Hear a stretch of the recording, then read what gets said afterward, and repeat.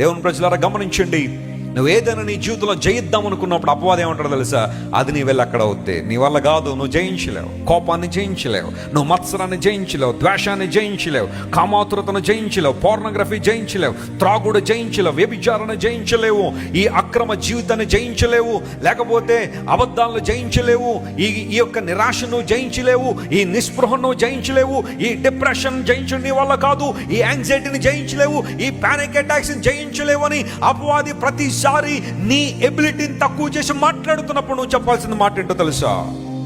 నా దేవుని సహాయంతో నేను ప్రాకారాలు కూడా ఏం చేస్తానో దాటగలను, నా దేవుని సహాయంతో నేను సైన్యాన్ని జయించగలను. వెన్ యు కన్ఫెస్ ఇట్, నువ్వు ఎప్పుడైతే ఆ మాట చెబుతావో ఆ మాటలోనే బలం ఉంది. హల్లెలూయా. నీ మాటల్లో దేవుడు బలాన్ని ఉంచాడు కాబట్టి when you confess that my God is my help, దేవుడు నాకు సహాయం కనుక నేను ఖచ్చితంగా ప్రాకారాలు దాడుతాను, సైన్యాన్ని జయించగలుగుతాను. జయం పొందడానికే దేవుడు నన్ను నియమించాడు, కానీ ఓడిపోవడానికి దేవుడు నన్ను ఏం చేయలేదు, నియమించలేదు అన్ను గనక నువ్వు నమ్మగలిగితే ప్రభు నీ జీవితంలో మేలు చేస్తాడు.